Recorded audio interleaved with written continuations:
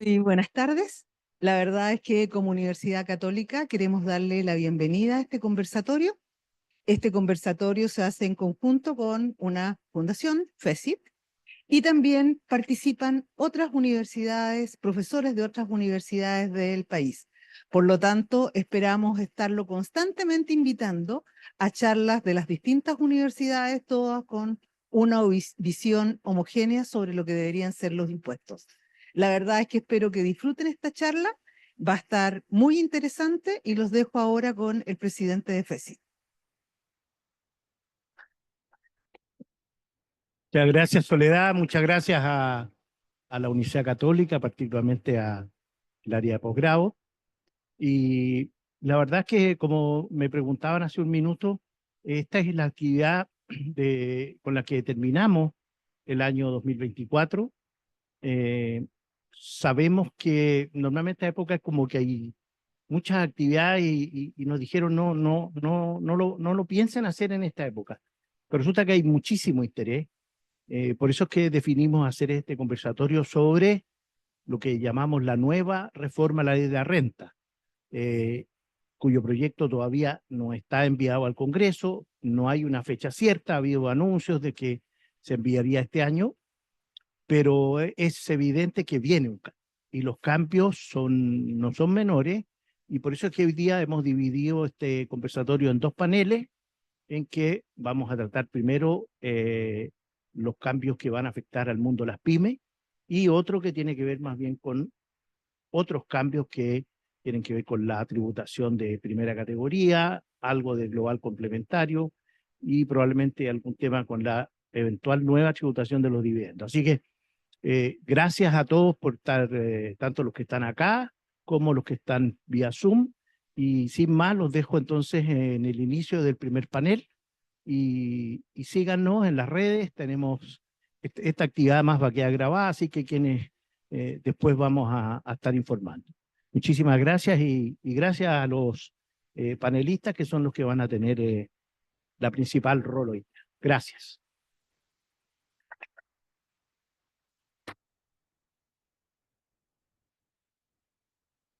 Bien, como anticiparon, vamos a tener dos módulos y en el primer módulo vamos a referirnos al régimen tributario de las micro, pequeñas y medianas empresas. Nos van a acompañar acá, partiendo por mujeres, Cristina Fernández, después está César Toledo y Moisés González. Yo soy Carlos Boada y en la otra parte Nos va a acompañar Gonzalo Polanco, Eduardo Torretti, Germán Pinto y quien les habla. Bien, primero como introducción. El día 8 de marzo año 2023 es un día especial en materia tributaria. Es primera vez en Chile que un proyecto de reforma tributaria no pasa la barrera de la discusión en general. Generalmente se aprobaba en general y después en particular venían las modificaciones, pero el 8 de marzo del año 2023 es un quiebre, hay un cambio, ya no se aprueba en general y este proyecto tuvo que esperar un año y así fue como comenzamos la discusión de lo que fue la ley de cumplimiento que dio origen a la 21.713 y ahora sabemos, porque el Ministerio de Hacienda ha convocado a las micro, pequeñas y medianas empresas a unas conversiones prelegislativas y lo mismo ha hecho con las grandes empresas y tenemos algunos antecedentes que nos han sido expuestos y que es lo que queremos comentar con ustedes. Así que primero vamos a escuchar una visión general de lo que se nos anuncia y después vamos a hacer un desglose de, en particular, de qué significa y cuáles son los efectos para las micro, pequeñas y medianas empresas de esto que se nos está planteando. Cristina, ¿cuál es tu opinión respecto de lo que conocemos hasta ahora? Respecto de un poco voy a hablar en relación a la propuesta que pretende aumentar la tasa impositiva a las personas naturales, ¿no es cierto? Tanto a los contribuyentes de primera categoría como como los contribuyentes aquellas rentas de trabajo dependiente como aquellas de trabajo independiente. Entonces, primero, la propuesta que se anuncia es aumentar la tasa a todas aquellas rentas que están en el tramo séptimo, es decir, todas aquellas rentas sobre los 6 millones de pesos aproximadamente. Entonces, desde esa perspectiva, no hay más luces.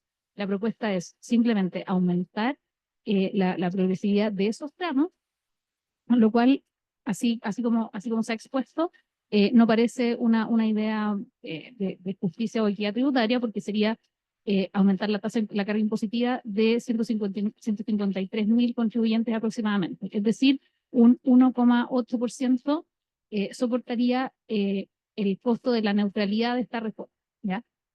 En ese tramo, como les decía, hay 153.000 contribuyentes, tenemos aproximadamente 10 millones de contribuyentes en los tramos entre el tramo exento y los tramos inferiores, es decir, hasta llegar al 8, ¿ya? Donde se concentra la mayor cantidad de las personas que reciben que reciben rentas por actividades tanto dependientes como independientes. Al respecto, también me gustaría señalar que en Chile, ¿no es cierto?, no existe ningún tipo de deducción a la base imponible de los contribuyentes de las rentas de trabajo dependiente o independiente. La única deducción que existe es respecto de los servicios profesionales independientes, considerando la posibilidad de deducir, de deducir los gastos efectivos o bien de acogerse a la presunción de gastos correspondiente al 30% con tope de 15 UTA. Pero respecto de las rentas del trabajo dependiente, no existe la posibilidad de deducir nada de la base imponible sobre las cotizaciones provisionales hasta el tope imponible. ¿Ya? Eso aproximadamente son 300, 400.000 pesos según, en el tope imponible son aproximadamente 400.000 pesos, si es menos va a ser lo que corresponda, ¿verdad? Porque es una tasa proporcional. Entonces, sobre ese punto, en otros países de la OECD con los que nos pretendemos comparar, todas las rentas del trabajo dependiente o independiente, las rentas personales en general, está permitida la deducción de ciertos gastos, especialmente gastos de educación, gastos de salud.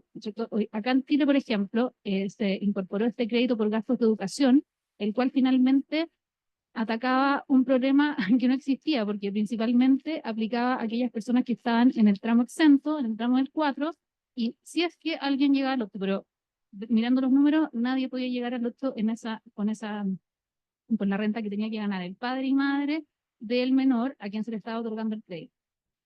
Estaba otorgando un crédito a quien no tenía que pagar, por lo cual no solucionaba el problema. Entonces, hoy día tampoco eso está sobre la mesa.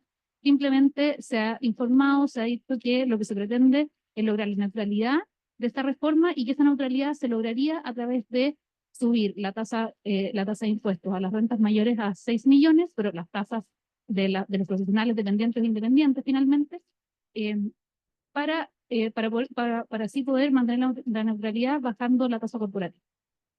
De mi perspectiva, es un trade-off carísimo, ¿no es cierto?, porque simplemente va a agravar a un porcentaje de la población muy bajo, que ya paga,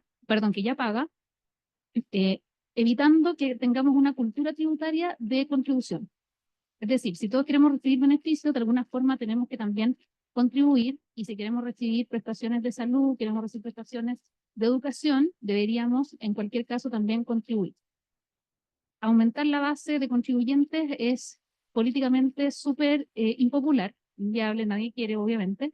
Va a ser muy difícil poner esa discusión sobre la mesa, pero probablemente sea una materia que hay que abordar en algún momento, igual que, por ejemplo, el elefante blanco en la pieza respecto de las pensiones.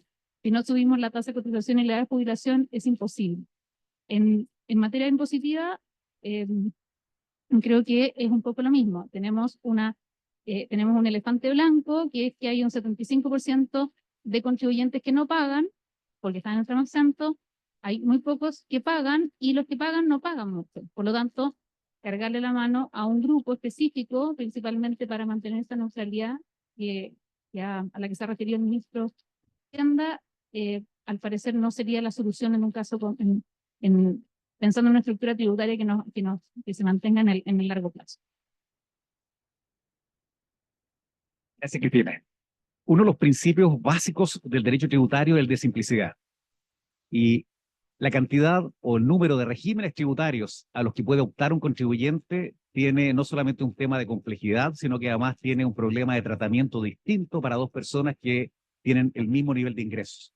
Moisés nos va a contar a dónde estamos llegando en cuanto al número de regímenes tributarios con esta propuesta que está haciendo ahora el ministro de Hacienda. No, se puede. Primero que todo, respecto a lo que dice Carlos, también hay que mencionar, para empezar, que tampoco es un número muy claro, porque dependiendo de qué considere yo un régimen, el número puede ir cambiando. Nosotros, de hecho, estuvimos viendo con Carlos este tema y más aún lo vimos, lo que vamos a presentar ahora es principalmente renta. O sea, ya si empiezo a poner la variable que yo considero que son las básicas, que tendría que ser IVA y patente municipal, podríamos tener más, que nos dispararía, ¿ya? Y no me quise quedar tampoco solamente con artículos de la ley, porque a veces en un solo número de la ley, por ejemplo, podían haber dos regímenes, ¿ya?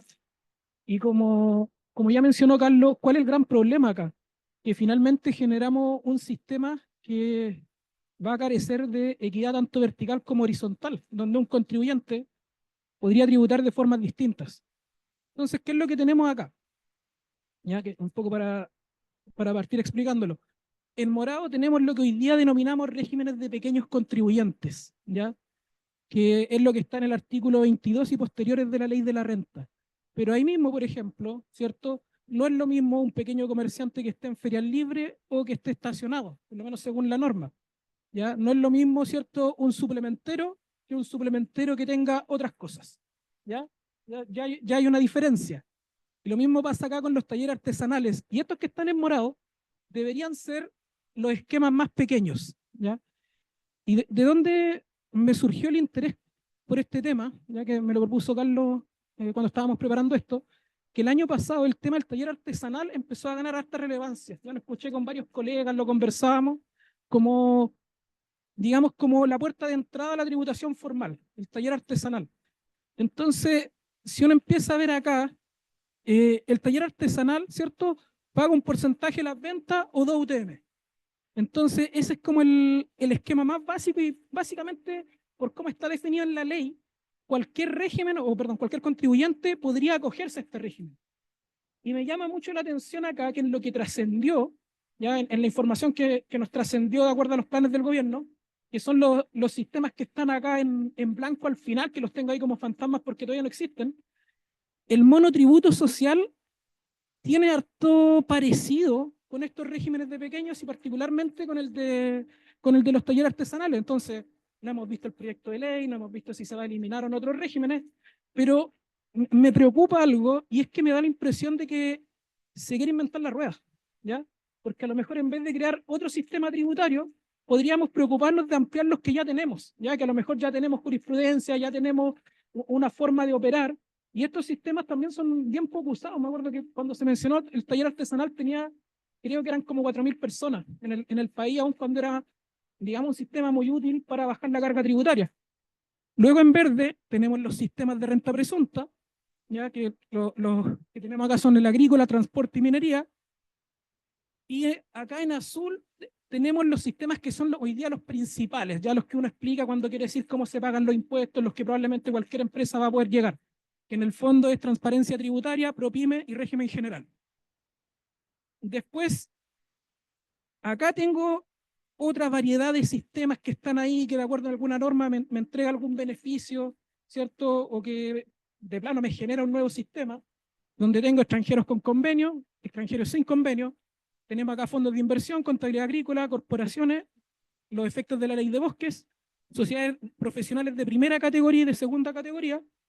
Y luego allá tenemos otros que están ahí como en alguna parte, de acuerdo a las facultades del servicio, de generar regímenes especiales, de acuerdo a la ley, son sistemas que están quizá un poco más abandonados, o que se usan muy particularmente, como la tasación esporádica, lo que tiene relación con la multiempresa familiar y los contratos. Entonces, esto sería como un esqueleto de lo que tenemos ahora como sistema tributario. Pero, aparte de mencionar que están estos regímenes, ¿cierto? Yo podría tener más. Si los separo de otra forma o si empiezo a meter la variable de IVA, la variable patente. Pero lo que a mí me sorprende acá, por ejemplo, es que no nos hemos puesto de acuerdo en la estructura de la ley de la renta, porque en algunos casos tenemos límites establecidos en UTA y en otros casos tenemos límites establecidos en UF, considerando que los dos índices se reajustan en base al IPC, ¿cierto? La lógica sería utilizar uno. O sea, tenemos que empezar a modificar nuestra ley también para que sea entendible. Acá voy a hacer una analogía de lo que pasa cuando uno ve una película, ¿cierto? Que tiene un libro. Entonces de repente uno ve una película y dice, ah, no, pero es que mira, esa parte se explica en el libro. Y yo creo que acá la ley se tiene que entender en sí misma, no tengo que empezar a hacer una arqueología, ¿cierto? No tengo que empezar a buscar lo que dice el oficio, lo que dice la resolución, lo que han dicho los tribunales. Oye, es que hay una, de repente nos salen en la práctica, hay una resolución de los 70, una resolución de los 80 que explica eso. Debería estar todo claro en la ley, ¿ya? Y eso es un poco, nos muestra que se ha dispersado mucho los sistemas, los regímenes. ¿Puedo retroceder? Entonces, siento que los sistemas se han ampliado mucho y quizás necesitamos empezar a ver cuáles sistemas sirven, cuáles no, cuáles podemos fusionar, ¿ya? Y darle al mismo tratamiento. No creo, en primera instancia, que esté malo que hayan varios regímenes. No estoy diciendo eso, pero tienen que estar justificadas las diferencias, ¿ya? Entonces, por ejemplo, este monotributo o el monotributo transitorio, teniendo el taller artesanal, me da un poco de susto. Siento que es algo que quizás no se justifica tanto. Sería mejor modificar acá el régimen de taller artesanal y darle más preponderancia que crear otro régimen adicional y después quizás en otro gobierno otro régimen más y otro régimen más y tener esto cada vez más grande. Debería tender a cerrar, ¿ya? Y también acá esto nos va a generar algunos temas que, por ejemplo, principalmente temas de patentes, ¿cierto? El tratamiento de patentes no va a ser lo mismo en un contribuyente que determina capital propio de aquellos que no.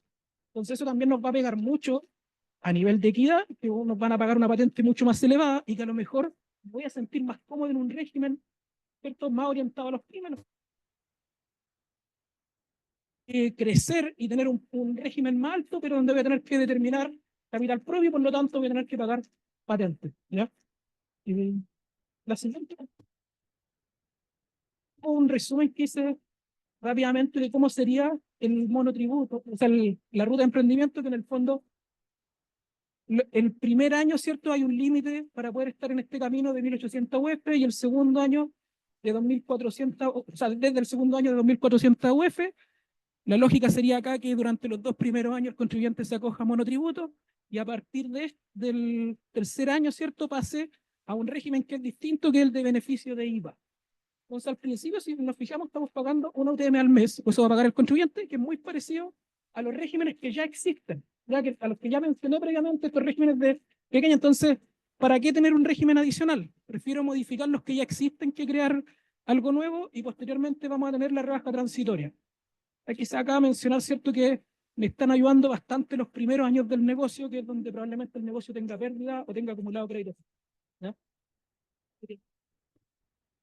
Moisés, Chile tiene 37 convenios y tenemos un régimen distinto para los extranjeros que respecto de los chilenos.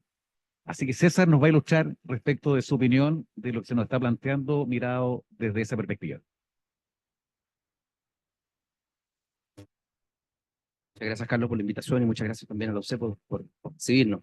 Desde el punto de vista de los convenios de doble tributación y desde el punto de vista de la visión que tiene el resto de los países con Chile, la verdad es que esto del sistema integrado que tenemos, por cierto, que representa circunstancias bastante difíciles de explicar.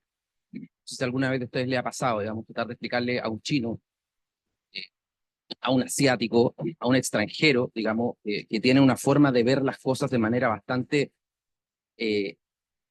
abstracta y objetiva, el hecho de la existencia de lo que es una cláusula china. De verdad que termina siendo desafiante, porque al final del día, la verdad es que a uno no le creen de cómo funciona este sistema. Esa es la verdad. Por más que uno esté sentado en amplias oficinas, digamos, sillones y sofás de cuero y madera en las paredes, les da lo mismo, digamos, la persona sinceramente no. Y por cierto que hay distintas situaciones que se van generando producto de las características particulares de nuestro país. Ahora, sin obviar el fondo de la cuestión que estamos revisando, yo creo que hay que tratar de ampliar esta visión y en el fondo la idea es generar mayor inversión a lo que, digamos, de recursos frescos a nuestro país. Básicamente potenciar distintas iniciativas, como por ejemplo lo que ocurre con Startup Chile y otras instituciones que dependen de Corfo y a su vez del Ministerio de Economía. Y por cierto que lo que sea simplificación, claridad, especificidad, concretitud, desde el punto de vista de lo que uno puede ofrecer, ¿verdad? Que al final del día es el negocio legal de cualquier país, el negocio jurídico, que es ofrecer seguridad jurídica y precisión. Por cierto que, en el fondo, abandonar un sistema, digamos, integrado y optar por un sistema desintegrado, aporta, ¿de acuerdo? más allá de lo que todos podamos pensar y más allá, por cierto, de lo que complejo que nos va a representar a nosotros ir a marchar, digamos, el ritmo que nos coloca el resto de los países. Desde ese punto de vista, yo creo que es positivo, estimadas y estimados, la desintegración del sistema tributario. Desde otro punto de vista, digamos, en principio debiese bajar la tasa tributaria, ¿verdad?, de aquellos contribuyentes que están grabados al día de hoy con tasa del 44,45 respecto de aquellos países con los cuales no tenemos convenios. Por lo tanto, eso es representativo de una mejora de la posición de la situación actual. Por cierto que van a traer ciertas complejidades, algunas de las tasas del 4%, ¿verdad? Suerte de, digamos, tasa de impuesto previa a la distribución, ¿verdad? Del 4%, y también esa tasa especial del 6%. En definitiva, la complejidad va a estar derivada por la respuesta que tenemos que dar rápidamente en el sentido de poder determinar cuál va a ser el efecto, no solamente a nivel doméstico, sino que también a nivel internacional. Por lo tanto, eso va a representar un desafío, pero estamos acostumbrados en Chile, ¿verdad?, a nuevas reformas, a nuevas normas, y por cierto que yo creo que, y en definitiva, Carlos, y honor al tiempo, yo creo que la reforma es conveniente en lo que dice relación con la, digamos, la unificación de sistemas en lo que dice relación con el resto de los países.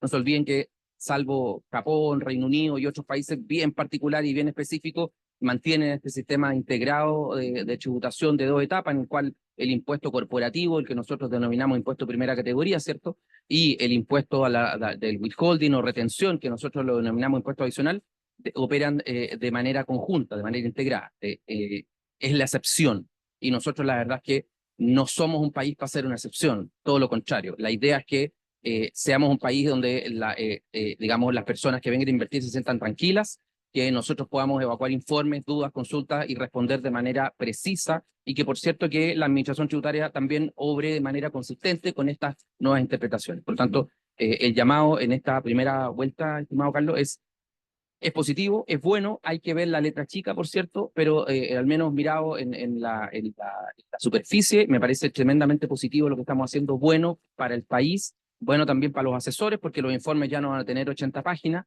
sino que van a tener 79, 78, quizás menos, ¿cierto?, que cobran por página, pero va a ser más fácil, va a ser más simple, y en definitiva podemos otorgar seguridad jurídica, que sobre todo a las personas que no tienen nuestra idiosincrasia, que no entienden nuestra cultura y que no entienden tampoco esto de tener tantos cambios, tantas modificaciones, porque la verdad es que el país no es un país, digamos, nuestra variable, nuestra matriz desde el punto de vista de la economía y nuestras potenciales recepción, digamos, la verdad es que no pasa de un par de, digamos, inversiones mineras y otras cosas que se están tratando de hacer con mucho esfuerzo, con muchas ganas y más con sangre, sudor y lágrimas que con digamos, éxito, al menos hasta el día de hoy.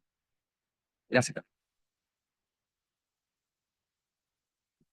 Bien, PESIT, esta Fundación de Estudios Sistémicos Tributarios, se caracteriza porque están todas las visiones abiertas y recibimos opiniones divergentes respecto de temas como el que ustedes acaban de escuchar. Para que ustedes tengan una pequeña imagen de lo que son las reuniones de PESIT, van a escuchar ahora a Juan Pizarro. Juan fue una de las personas que primero comenzó a discutir las cifras que nos daba IORRAT respecto de cuál era el nivel de evasión del país. Y cuando nos hablaban del 54%, a muchos se nos cayó el poco pelo que quedaba, porque la verdad que comparado con la otra en que estamos en tercer puesto de recaudación, algo no sonaba bien respecto a esta información.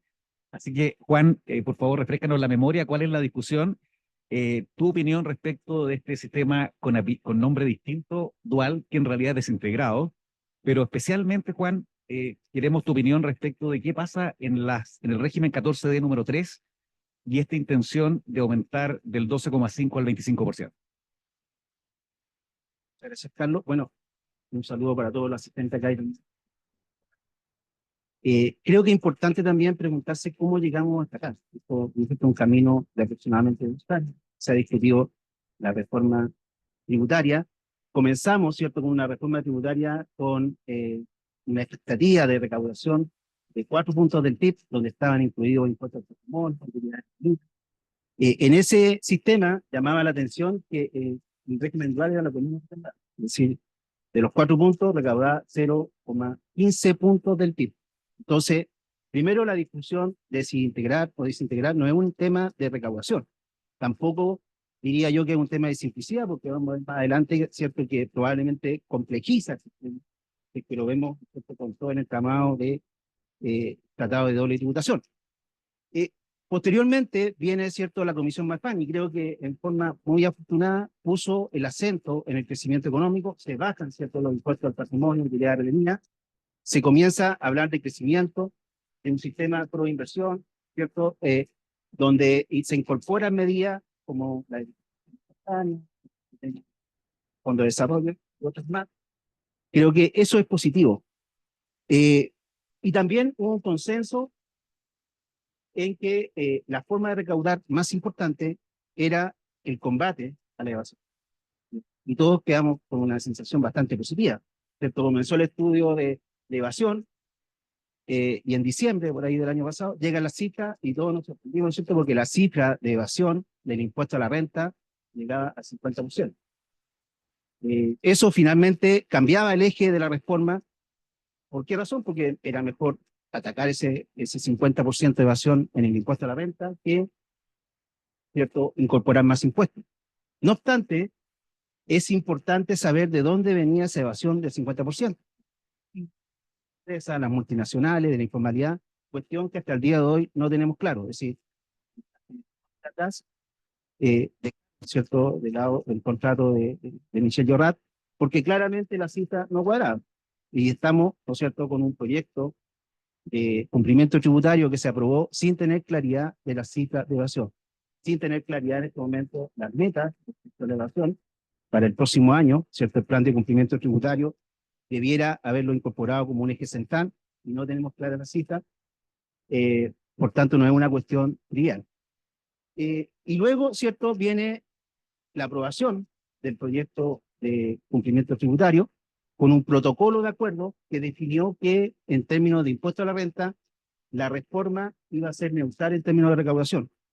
Que sea neutral en términos de recaudación, primero, no implica que sea neutral en términos económicos. Podemos ver, ¿no es cierto?, que la combinación de impuestos puede ser bastante perjudicial, sobre todo considerando el momento económico que vive el país, ¿cierto?, con un crecimiento potencial de 1,8% del PIB, con, diríamos, perspectiva no tan positiva para el próximo año, y probablemente con déficit, que ya es estructural prácticamente, y hay déficit, y con necesidades crecientes a nivel social. Por tanto, colocar el centro en el crecimiento económico es clave. Desde este punto de vista, ¿cierto?, creo que la discusión debe centrarse en qué sistema favorece, ¿cierto?, la inversión y el crecimiento económico. Y acá me llama la atención que cuando se hablaba de integración y desintegración, esto ya viene una discusión antigua, ¿cierto?, del 2014, se decía, por ejemplo, que la empresa pagaba poco impuestos. Falso, porque paga, ¿no es cierto?, y hace poco salió noticia, está entre los 3 países que más paga impuestos a la renta en términos comparativos con la OCDE, 4,57 puntos del PIB. Pues se dijo que se recaudaba poco porque la empresa retiraba poco, ¿cierto?, utilidades, que no retiraban más del 30%. También falso, porque las compañías tienen que reinvertir el 30% y financiarse con recursos propios, no se financian solamente con deuda, ¿cierto? Es parte importante del financiamiento de las compañías, los recursos propios. Después se dijo que finalmente había una brecha de 12 puntos del PIB de recaudación respecto a la OCDE. Hace muy poco el Banco Interamericano de Desarrollo indicó que la presión fiscal equivalente es 29 puntos del PIB. Con reforma de cumplimiento tributario, más royalty, más una futura reforma de pensiones, estaríamos en 33 puntos, 34, ¿cierto?, respecto a la OCDE, muy cercano. No obstante, con un ingreso per cápita que no llega a la mitad del promedio de la OCDE. Creo que eso es ese punto importante. ¿Ya? Y ahí entonces surgen preguntas, ¿cierto? Si estamos hablando de esta reforma o propuesta de reforma a la renta, bien neutral en términos de recaudación. Primero, no hay un efecto en los ingresos fiscales, ¿cierto? Que ya sabemos que van a ser 1,5% del PIB más 0,5% del royalty. Si 2 puntos quedó la reforma en su conjunto. Por tanto, la gran pregunta es, ¿favorece el crecimiento económico? ¿Favorece, cierto, no solamente el crecimiento económico del corto plazo, sino en el largo plazo. Y para eso tiene que haber un sistema estable, ¿cierto? Que sea competitivo para todos los actores, ¿cierto? Acá existe una discusión si el tramo superior de las empresas, ¿cierto? Van a bajar de 44 a 39,5% la tributación efectiva, pero, ¿cierto? Todo eso arrastra también a las pymes, arrastra a las personas, que finalmente las personas también pueden dejar, también tienen que ser competitivas, ¿ya? Tenemos nosotros 2% del PIB, aproximadamente en la OCDE es 5%, países como Canadá, 8% del PIB de gasto tributario, Inglaterra. Por tanto, la presión fiscal tiene que verse en su conjunto. El sistema tributario, y concuerdo con Moisés, también tiene que verse en forma integral. No sacamos nada con seguir parchando, ¿no es cierto?, con distintos cambios, y finalmente tenemos un régimen para inversionistas extranjeros, un régimen para pymes, inversionistas nacionales, para personas naturales, todo distinto. Acá yo creo que lo que debe primar es la equidad horizontal, un sistema eficiente, que sea neutral, y por tanto creo que cuando hablamos, ¿cierto?, de las pymes, la tasa de 12,5 es concordante con la tasa, ¿cierto? Llegar a una tasa de 25 finalmente es un préstamo por parte de las pymes al Estado, ¿cierto? Porque sabemos que después se devuelve con PPM. También el hecho de, si lo vemos, ¿no es cierto?, con los regímenes que está proponiendo Hacienda, propone el régimen transparente como un régimen principal, pero un régimen transparente, ¿cierto?, con renta atribuida. Muy distinto, por ejemplo, a lo que se hace en Estonia, que paga 0 y tributa solamente con impuestos finales. Pero es inconsistente también con lo que ocurre actualmente. Actualmente, si vemos la pyme activa, el 70% opta por el régimen integrado, porque claramente favorece la inversión. Si no retira, se financia por su sueldo, está retirando, finalmente, pero acá lo estamos buscando a llevar una tributación al global complementario, desacoplado del sistema. Creo yo, de mi punto de vista, que integrar el sistema permite ciertos cambios que sean más armónicos entre los distintos impuestos y no generar variables por separado. Y lo otro importante, que cuando se propone acá impuesto, un régimen igual, desintegrado, y se propone ahora una tasa fija a los dividendos de 16% más un 4% primer dividendo, lo que se está haciendo afectando principalmente a 100.000 pymes que están capturadas en el régimen integrado, o en el régimen semi-integrado, ¿cierto?, de grandes empresas. También a muchos contribuyentes que están bajo la tributación del 16%. Por tanto, primero es regresivo. Segundo, ¿cierto?, el financiamiento de bajar la tasa de 44, 45 a 29,5 se financia, ¿cierto?, con las menores rentas. Y además se deja a las personas naturales con una tasa que se propone ahora de 45. Creo que están... Bien, gracias, Juan. Comentábamos que la ley de cumplimiento tomó como base en el mensaje presidencial este número del 50% de evasión del impuesto, número que ya sabemos que no era correcto y que la persona que lo sustentó ya no es parte del equipo asesor del Servicio de Impuestos Internos. Y el temor es que nuevamente nos lleven a un proceso de legislación de una reforma tributaria ahora por renta, nuevamente sin tener la información necesaria. Y de lo que acaba de decir Juan, recogemos que 55% de las micro, pequeñas y medianas empresas han optado voluntariamente por lo que se llama el régimen ProPyme, que es este régimen integrado y que tributa en base a retiros. Y solamente un 23% son los que han optado por un régimen transparente. Lo que el Ministerio de Hacienda en su presentación nos ha informado es que su pretensión es llegar a un 98% esta vez en régimen transparente.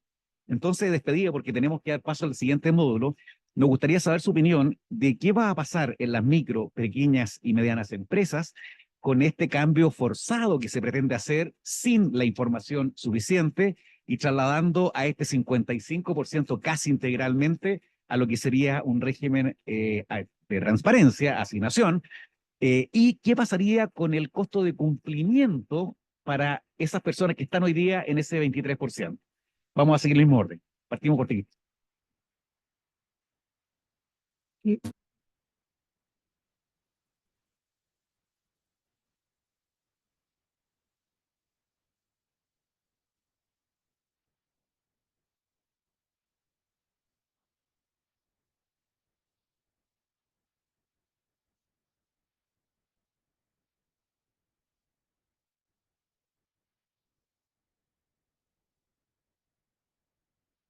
una transición que sería bastante compleja, que no favorecería la creación tampoco de nuevas pymes, generaría crecimiento en las que ya existirían, en las que ya existen, y tampoco permitiría que existiese un mayor crecimiento y una mayor inversión. Tener un sistema tributario que finalmente va a propender a que las utilidades tributen en el año en que se generan, o sea, se atribuyen, es un poco retroceder a lo que pasó en 2014 con el régimen de renta tributaria, que o sea, nació muerto.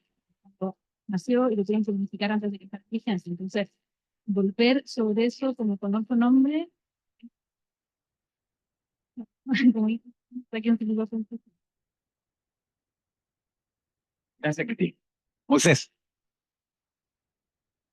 Bueno, creo que la mayor forma de resumirlo es decir que las pymes se van a volver menos competitivas. En el fondo, si queremos que el país se desarrolle, ¿cierto? Mantener un aumento en el PIB o que el PIB crezca más de lo que ha estado creciendo en el último tiempo, una de las cosas que fomentan eso es la competencia, y las empresas que están recién partiendo tienen que competir con empresas que están más grandes, y en el fondo la variable tributaria es una variable que nos va a pegar en la rentabilidad. Entonces, esas empresas, las pymes, se van a volver menos competitivas, y hay que mencionar que, claro, uno habla de una pyme, ¿cierto? Y los límites del régimen, la última vez que lo revisé, eran como 3.000 y algo millones de pesos, pero también entra una empresa que está recién partiendo. Entonces, no, dentro de lo que entendemos como pyme, no pequeños contribuyentes, lo que he dicho, sino que como pyme, ¿cierto? De régimen, hay un abanico amplio de empresas, y quizás algunas puedan tener alguna espalda financiera, pero las que están partiendo de la nada, o las que se están recién armando, no van a poder competir con las más grandes, con la que esté un poco mejor o la que tenga más espalda financiera. Y no tener competencia a la larga nos va a pegar en que la industria se va a concentrar y probablemente no va a crecer tanto. Gracias, Moisés. César.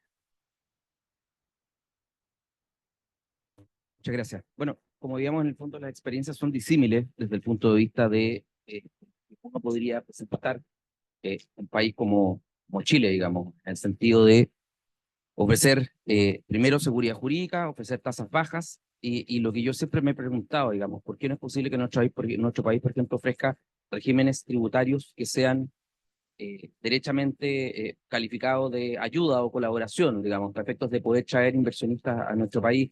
Y me refiero a futbolistas, me refiero a cantantes, me refiero a personas que realmente tributan, ¿de acuerdo? Y que realmente generan efectos tributarios. Pasaría simplemente por ajustar ciertas cosas, y ha habido experiencia desde el punto de vista cercano en el tiempo y cercano además geográficamente. Pensemos en regímenes tributarios que ofrece, por ejemplo, países como Uruguay, que permiten efectivamente, ya sea a través de tributación, digamos, especial, o ya sea a través del otorgamiento de beneficios vía zona franca, pero zona franca, digamos, zona con servicios que con única y exclusivamente bienes o productos, importaciones, exportaciones, que es lo que nosotros ofrecemos, de manera tal de realmente atraer, y como justamente si la preocupación era que se vayan, bueno, si están llegando, difícil que los que están acá se quieran ir. Entonces, pienso también en todo lo que dice relación con expatriados, otorgarles beneficios tributarios, y no solamente beneficios tributarios también, sino que también otorgarles ciertas condiciones, como por ejemplo temas relacionados con lo que es la seguridad social. Al día de hoy, por ejemplo, una persona que está desde Chile teletrabajando en España, resulta que tiene que pagar doblemente seguridad social. Eso significa que el 51% de sus ingresos, en definitiva, van destinados a seguridad social, una que no va a ocupar, que es la chilena, y otra que va a ocupar y que le va a permitir además tener ciertos beneficios desde el punto de vista de la residencia, de la visa y los permisos, específicamente en España, y que por lo tanto es la que requiere. Entonces hay determinados, digamos, flujos de información que no están siendo dirigidos hacia los oídos que efectivamente deben tomar decisiones, deben tomar determinaciones.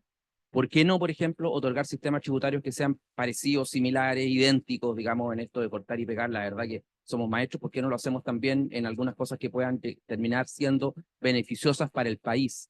Por ejemplo, ofreciendo, digamos, beneficios tributarios, sistemas tributarios para aquellas personas que, digamos, obtienen ingresos en TikTok, que obtienen ingresos en Spotify, que obtienen ingresos en distintas plataformas digitales o no, nómades digitales les denominan, ¿verdad? ¿Por qué no traerlos a nuestro país? ¿Por qué no ofrecerles nuestros beneficios? ¿Por qué no domiciliarlos en Viña del Mar? Van a estar felices mirando el mar y trabajando y generando, además, trabajo para distintas digamos, personas. Y además, flujos de servicios, que es lo que finalmente nuestro país nunca ha logrado ser. Plataforma de prestación de servicios.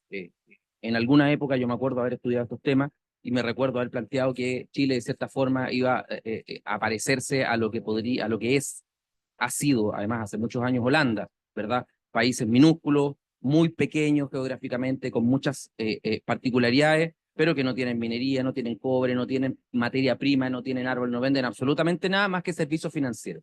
¿Por qué no traer empresas grandes, potentes, que en definitiva otorguen este tipo, otorgarles digamos, una plataforma, ¿verdad?, en la cual puedan establecer su holding y en la cual no tengan que pagar patente municipal, ¿verdad?, para que no resulte esto en el fiasco que se convirtió la sociedad de plataforma del artículo 14 letra D, si no pregunten a Cristina Kirchner, ¿verdad?, y la denuncia del convenio de doble imposición entre Chile y Argentina, producto del fallo Molinos, y situaciones que realmente terminan en desastre.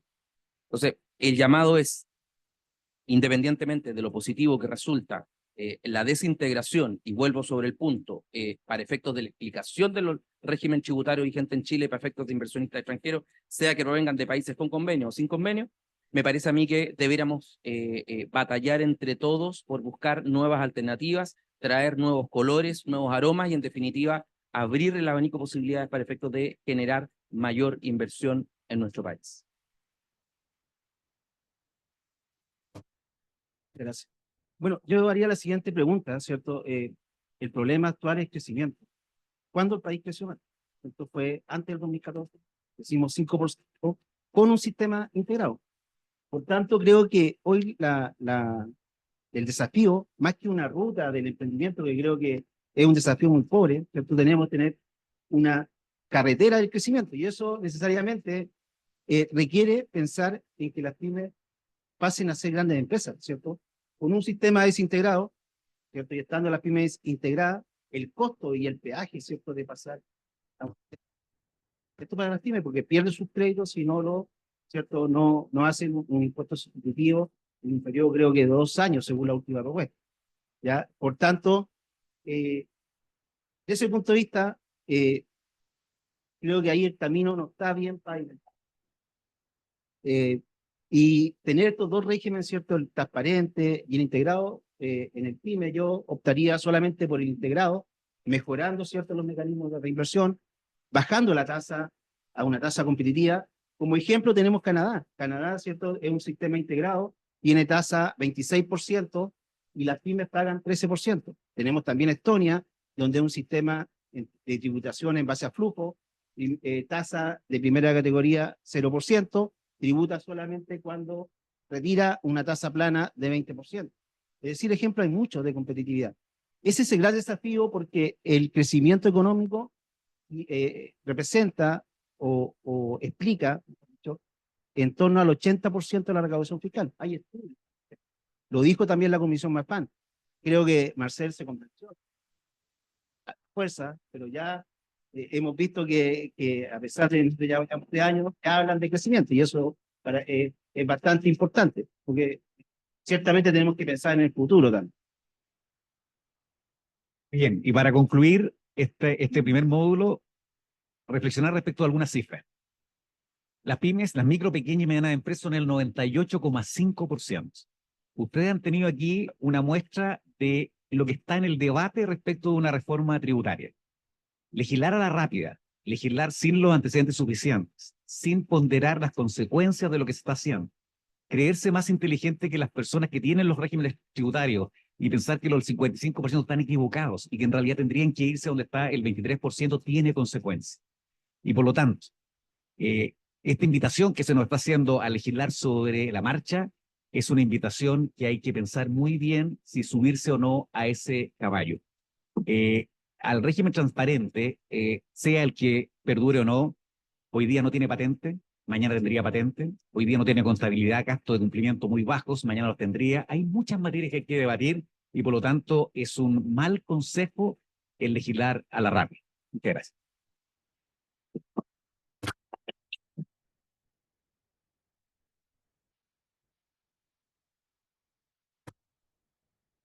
Muchas gracias, Carlos. Muchas gracias a todos.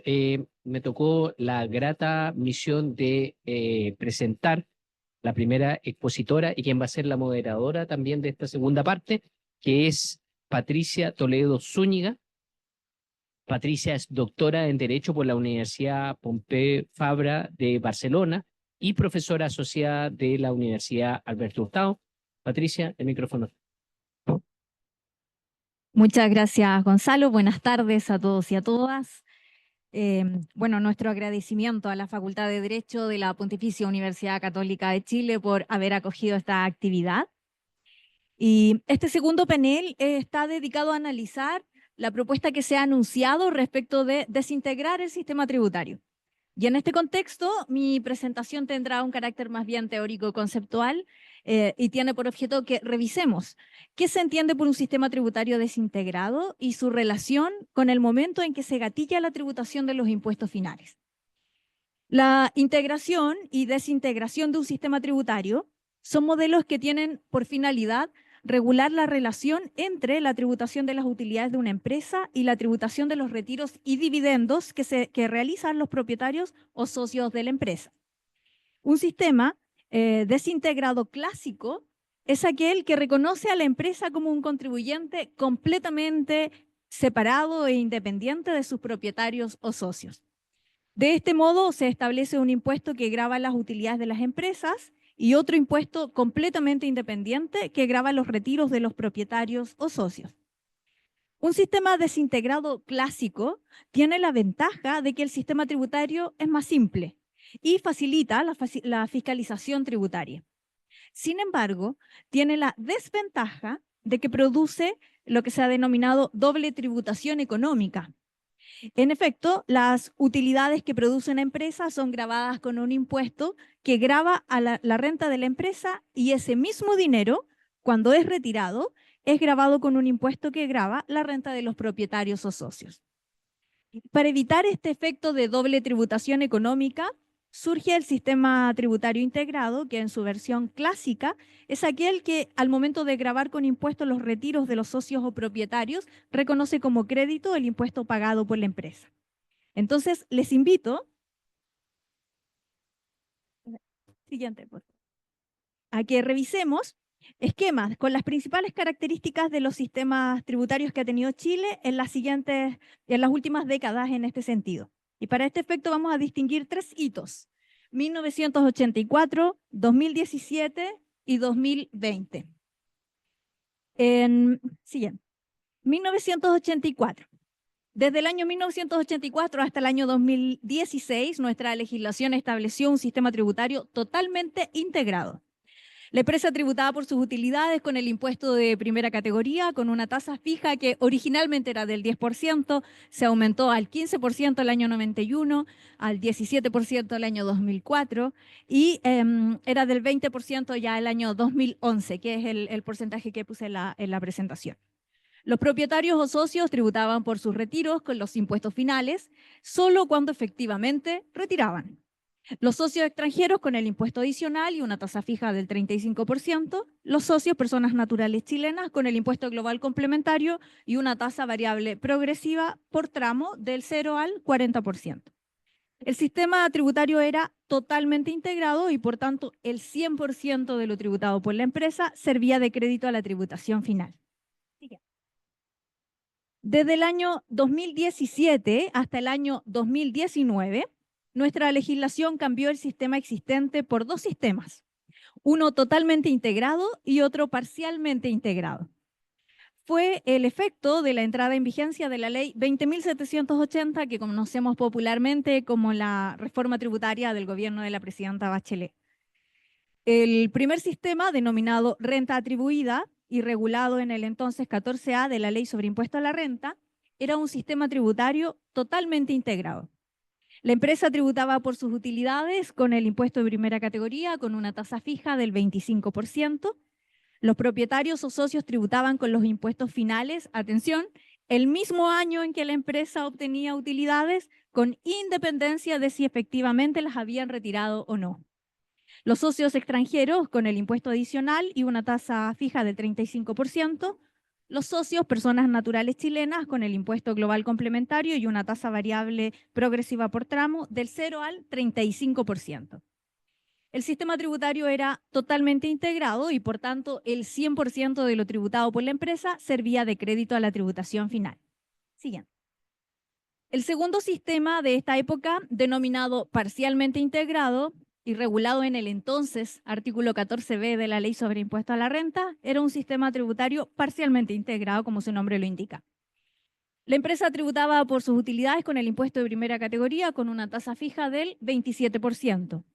Los propietarios o socios tributaban por sus retiros con los impuestos finales solo cuando efectivamente retiraban. Los socios extranjeros con el impuesto adicional y una tasa fija del 35%.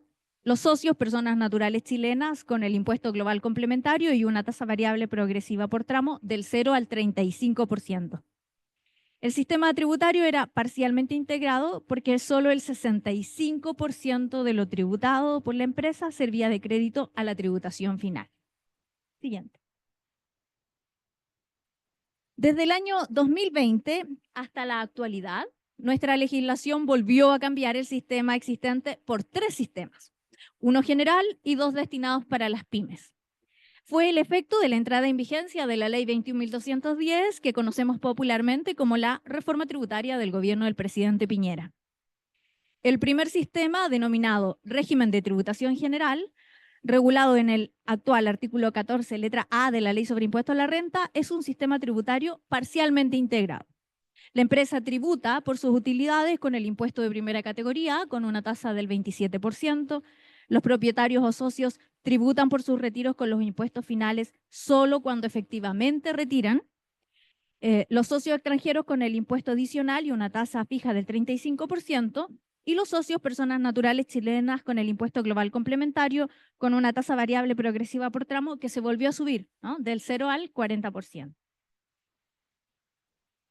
El sistema tributario es parcialmente integrado porque solo el 65% de lo tributado por la empresa sirve de crédito a la tributación final.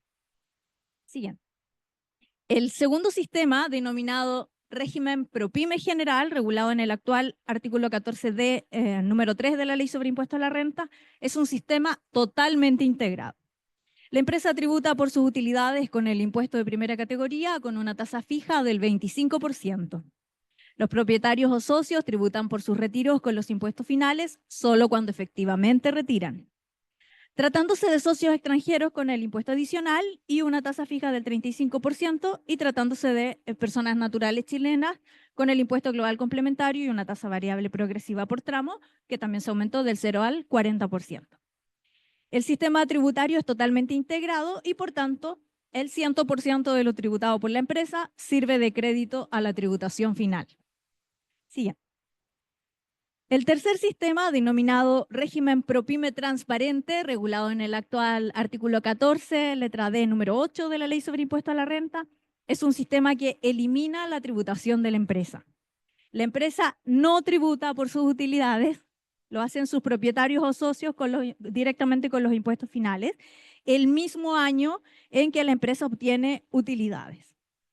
Los socios extranjeros con el impuesto adicional y una tasa fija del 35%, y los socios, personas naturales chilenas, con el impuesto global complementario y una tasa variable progresiva por tramo que va del 0 al 40%. Al no existir tributación de la empresa, pues los socios carecen evidentemente de crédito para la tributación final. Siguiente. Entonces, para cerrar, quiero plantear que primero es evidente lo mucho que hemos cambiado los sistemas de tributación en nuestra legislación nacional, ¿tá? Y tenemos experiencia entonces en estos distintos tipos de regímenes. Hemos tenido regímenes completamente integrados, tenemos regímenes parcialmente integrados. Ya sabemos cuáles son las ventajas y desventajas de cada uno de estos regímenes. En un contexto en que se plantea volver a hacer una modificación, entonces me parece que es relevante que definamos con claridad cuál es el objetivo de la política financiera y fiscal de Chile.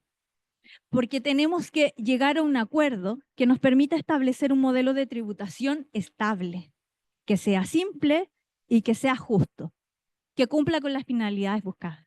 Muchas gracias.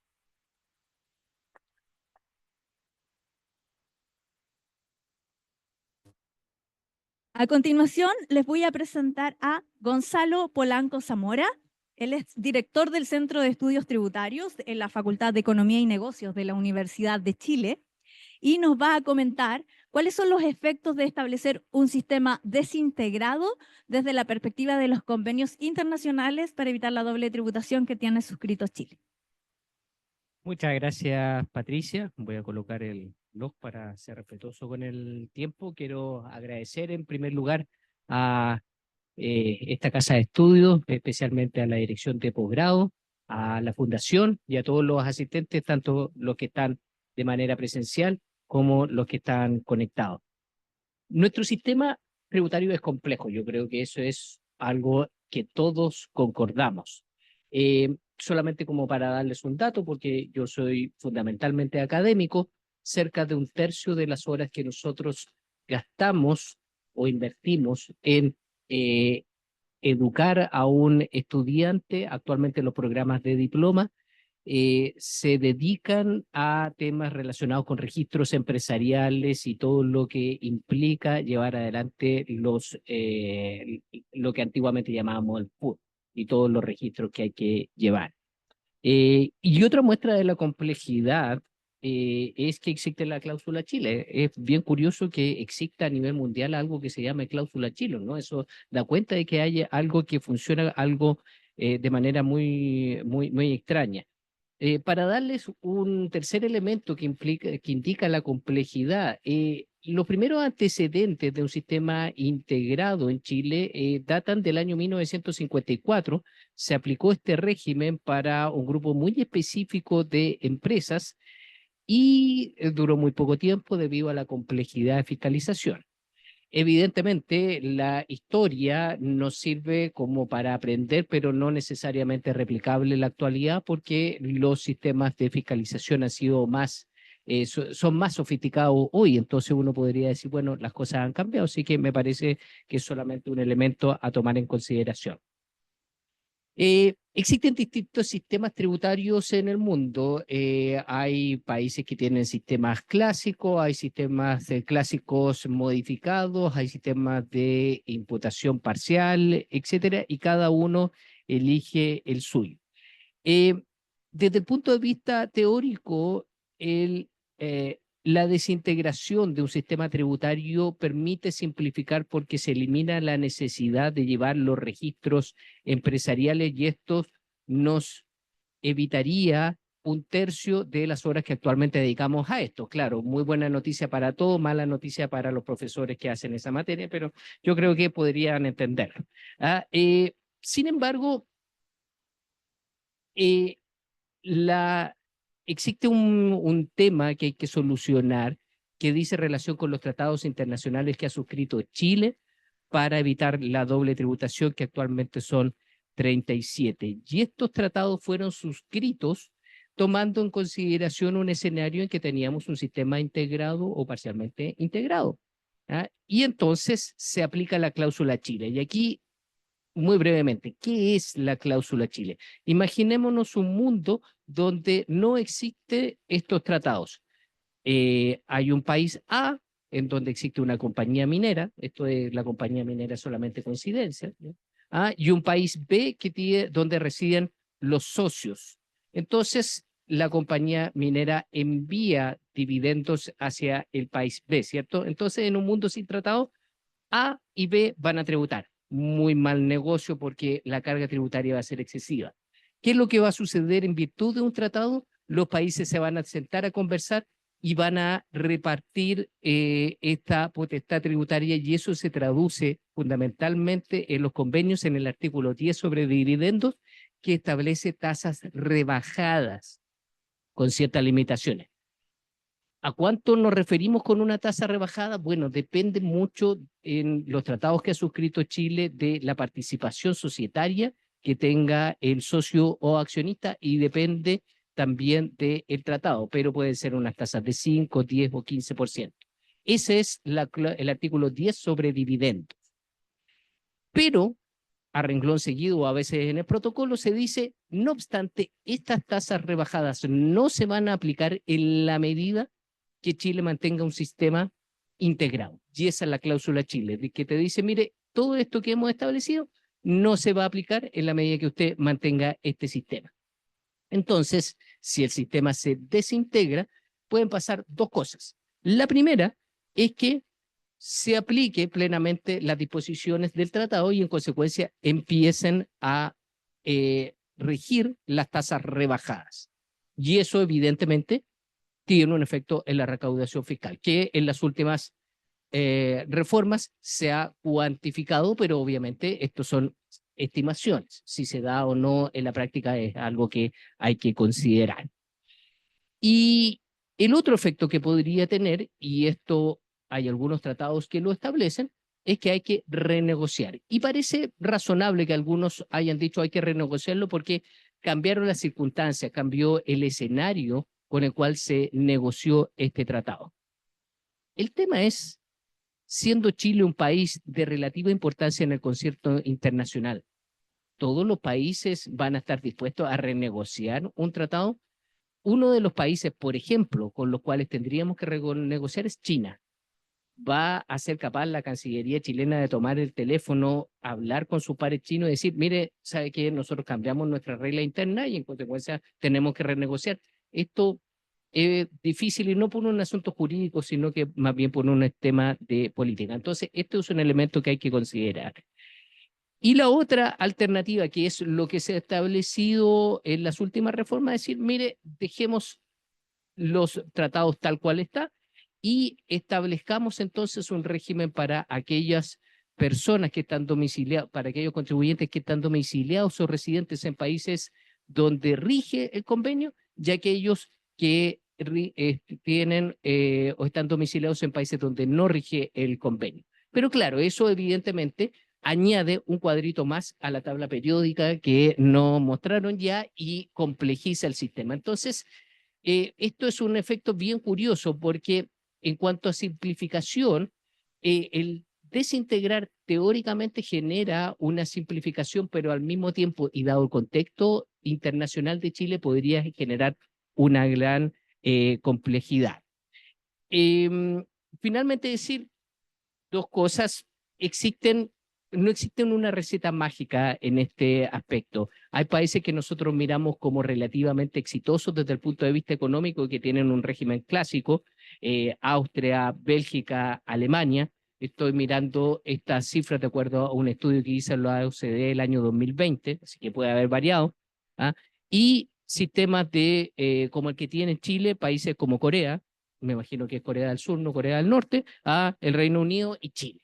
Entonces, cada país adapta sus sistemas tributarios a su propia realidad. A mí me han preguntado en distintas ocasiones qué es lo que hacer, si es que vamos por un sistema integrado o desintegrado y qué es lo que hacen los países. La respuesta es, mire, cada país tiene su propia receta. Los países toman el camino A o el camino B. Lo que no puede suceder y lo que estamos haciendo en Chile es que en un gobierno tomamos A, al gobierno siguiente queremos ir a B y al gobierno siguiente queremos volver a A, y eso evidentemente genera una gran inestabilidad.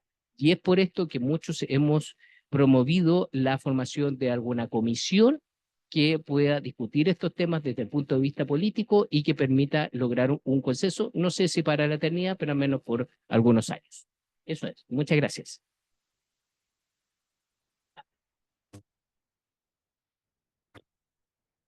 Muchísimas gracias, Gonzalo. Como siempre, muy clara tu exposición. A continuación, les voy a presentar a Eduardo Torretti. Él es profesor en la Facultad de Economía y Negocios de la Universidad de los Andes en Tributación Internacional y Tributación Doméstica. Además, es asesor tributario en Torretti y compañía. Uno de los anuncios que ha hecho el gobierno es que, junto con establecer un sistema desintegrado, se crearía un impuesto a los dividendos. ¿Cuáles son las implicancias de esto? Eduardo Torretti nos explica. Muchas gracias, Patricia. ¿Se escucha bien? Sí. Como todas estas cosas, siempre el diablo está en los detalles y hoy nos estamos refiriendo solamente a la poca información que hemos recibido del Ministerio de Hacienda. Entonces, valga eso como un primer disclaimer lo que vamos a comentar acá. Pero como entendemos también de que esto es en este minuto tal vez normas que se están creando para generar un proyecto de ley, a lo mejor valdría la pena, digamos, tener presente algunos aspectos que pueden ser traicioneros, sobre todo en cuanto a simplicidad tributaria y en cuanto a otro principio muy relevante, que siempre lo escuchamos en todos estos seminarios, y es la neutralidad que en general el sistema tributario debe tener a la hora de tomar decisiones económicas. Solo para situarnos, digamos, respecto a este punto específico. En este sistema desintegrado o clásico, la compañía, ¿cierto?, a nivel operacional va a pagar su impuesto corporativo. El anuncio es que además bajaría de 27 al 25, hay 2 puntos de rebaja. Muy bienvenido para la comunidad empresarial chilena, que lo viene pidiendo hace rato. Y después, ¿cierto?, tenemos a los contribuyentes finales que pagarían un impuesto con una tasa del 16%. La combinación de estas dos tasas nos da una carga económica, de carga efectiva tributaria, que es un poco más baja de respecto del sistema semi-integrado que tenemos hoy día. También bienvenido. ¿Dónde está el tema? Como una forma, creo yo, digamos, de aumentar la recaudación en el corto plazo, este sistema nos dice, mire, las compañías van a pagar este 25%, la compañía operacional, pero al momento de distribuir el dividendo, normalmente estos dividendos por las estructuras empresariales y corporativas que tenemos en Chile no siempre llegan al contribuyente final, vale decir, a este inversionista extranjero o a la persona natural domiciliada o residente en Chile. Si no me atrevería a decir, sobre todo en el mundo de la gran empresa, la mayoría de las veces llega a sociedades de inversión o sociedades holding dentro de un mismo grupo. Luego, en esas circunstancias, es la compañía operacional la que, según lo que hemos visto de nuevo en estos PowerPoints que se ha presentado por parte del Ministerio de Hacienda, la misma compañía que distribuye este dividendo tendría que tomar una especie de retención equivalente al 4%. En la práctica, si nosotros sumamos, ¿cierto?, los puntos porcentuales y los llevamos a una carga agregada, en términos de flujo de caja, de impacto económico, cuánto sale, implica, ¿cierto?, distribuir este dividendo, el 25 pagado en el año que esto se haya generado, más 3 puntos adicionales, ¿cierto?, que es 4 sobre este 75% en base desintegrada. Luego, uno puede decir, una compañía que está distribuyendo el 100% de su dividendo, ¿cuál es realmente, desde la perspectiva, repito, económica, el impacto tributario que tiene? El poder poner este dividendo en manos de sus accionistas, en general va a ser de un 28%, que es un punto más alto de lo que tenemos hoy día. Eso es el impacto económico, digamos, y esto es un seminario de derecho tributario. Podemos discutir económicamente si eso es viable o no es viable. Pero, ¿qué otros problemas tiene este impuesto específico?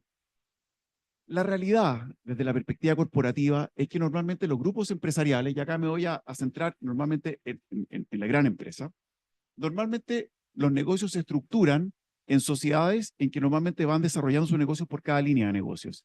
Eso es una cuestión bastante evidente desde la perspectiva de las responsabilidades civiles, desde la perspectiva de los riesgos financieros, y en general da bastante libertad a cualquier grupo de reorientar, digamos, recursos de un negocio a otro negocio, distribuyendo estos dividendos desde la sociedad operacional a la sociedad holding antes de salir fuera del grupo.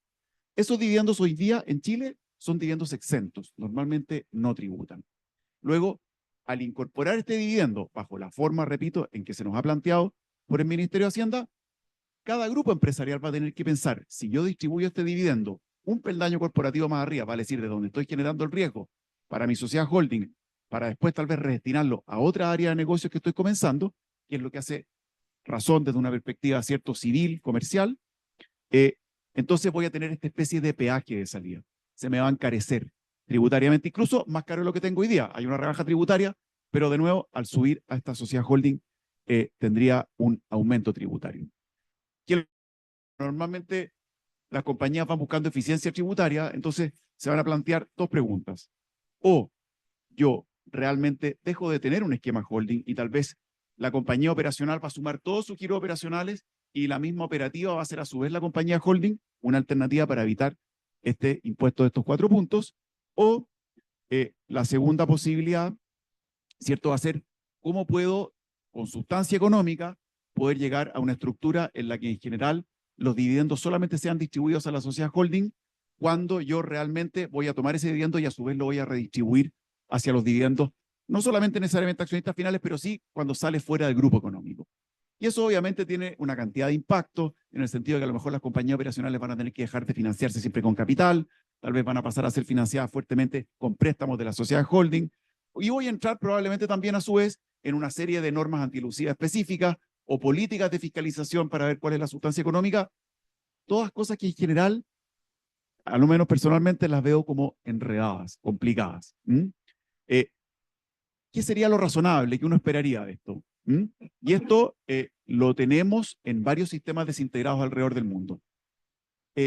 Es bastante común que las reglas tributarias, cuando estamos hablando de un controlador, traten de forma distinta a ese controlador que a lo que se llama el accionista portfolio, al inversionista portfolio. No es lo mismo distribuirle un dividendo a alguien que tiene sobre el 50% de las acciones que tal vez distribuirle un dividendo, por mucho que sean compañías, sociedades, a alguien que tiene el 5%. Gonzalo lo acaba de comentar.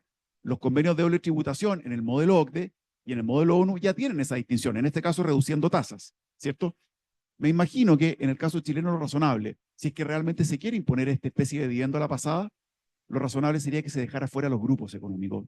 Alguien sobre algún porcentaje de control no debería quedar a efectos de impuestos, porque entonces ya pasó a contaminar ciertas decisiones razonables económicas con un impuesto. Y luego nuestro sistema empieza a tener un impacto directo, los impuestos, en cuáles son las decisiones de estructura que yo voy a ocupar. Primer punto. Una segunda alternativa que podría tener presente Hacienda para esto es algo que en Chile no hemos visto, pero que también se ocupa mucho en una diversidad de países, la mayoría de ellos que tienen sistemas desintegrados, que es la tributación grupal. Si yo en realidad, al momento de pagar impuestos, voy a ver al grupo económico como un solo contribuyente, por mucho que hayan, desde la perspectiva jurídica, responsabilidades civiles, digamos, y distintas líneas de negocio, cada una aislada en las respectivas sociedades de propósito específico, ¿cierto? Las famosas SPVs. Entonces, en realidad, yo no tendría que recurrir para distribuir un dividendo dentro del grupo a este impuesto peaje del 4%, porque el contribuyente que estaría mirando para efectos de impuesto a la ley de la renta, la autoridad tributaria sería la holding en este específico. Y ese impuesto solamente se aplicaría entonces aguas arriba cuando yo saliera de mi grupo económico. Dos soluciones a un problema que no sabemos cómo el diseño de esta reforma lo va a enfrentar, pero desde ya dejo planteado el problema. Me di también el trabajo, obviamente por el tiempo, de ver, bueno, qué es lo que hay en algunos países que normalmente, algunos de ellos los miramos porque son competencias, sobre todo en rubros mineros, por ejemplo el caso peruano, que tiene la misma regla que tiene Chile hoy. Los dividendos, sin distinguir en cuántas etapas, digamos, o capas corporativas haya, son dividendos exentos. Y se tributa en dos niveles. Se tributa, en el caso de Perú, más alto que Chile, al 29,5%, y después cuando tributan solamente las personas naturales, o tributa cuando el dividendo sale fuera de Perú. El caso de España tiene algo que tal vez podría acercarse a lo que nosotros pusimos, que es algo que no es tan antiguo. Tuvieron que recurrir a ello también para aumentar su recaudación. Ellos tienen un impuesto al dividendo que se cobra cada vez, digamos que uno recibe el dividendo, no a la salida, pero que es del 1,25%. De manera que sería, en realidad, en estricto rigor, sería menos de un tercio del dividendo que pretendería recaudar esta vez. Probablemente, y además tienen un impuesto corporativo del 25%. Como es el 1 sobre la base desintegrada, en realidad, más o menos es un punto adicional. En nuestro caso estamos planteando, si yo agrego estas bases, 3 puntos adicionales. O sea, el impuesto, este peaje al dividendo que ellos tienen es en realidad de un tercio de lo que plantearía nuestro sistema. Estados Unidos tiene algo, efectivamente hay impuestos al dividendo dependiendo, y hago también una primera reserva. Estados Unidos es un país extremadamente complejo desde la perspectiva tributaria, luego, dependiendo de los distintos regímenes tributarios, es muy difícil analogar a lo que tenemos acá. Pero alguna información concreta. Ellos sí tienen una exención del 100% al impuesto al dividendo cuando lo recibe un accionista que tiene más del 80% de control sobre la compañía que está recibiendo el dividendo. Y por porcentaje bajo el 80%, que ya me parece muy alto, van teniendo determinadas exenciones al dividendo, ¿cierto? Primero, en una primera etapa del 35%, luego se sube a un segundo nivel del 65% de exención sobre ese dividendo, luego queda una especie de tributación residual. Cualquiera sea este negocio, vemos que en distintos países hay distintos sistemas. México tiene el mismo caso que Perú, exención total, que me parecería que sería de todas formas lo mejor que podría tener si es que finalmente decidimos desintegrar nuestro sistema. Yo no lo miro con mucha simpatía, por las razones que ustedes han dicho. Me parece que volver a desintegrar nuestro sistema, o más bien, a tener un cambio relevante tributario de esta magnitud, después de la serie de reformas que hemos tenido en los últimos 10 años, me parece que es casi una broma de mal gusto para todos los contribuyentes chilenos, o más bien de compañías chilenas que desarrollan negocios en el país. Muchas gracias.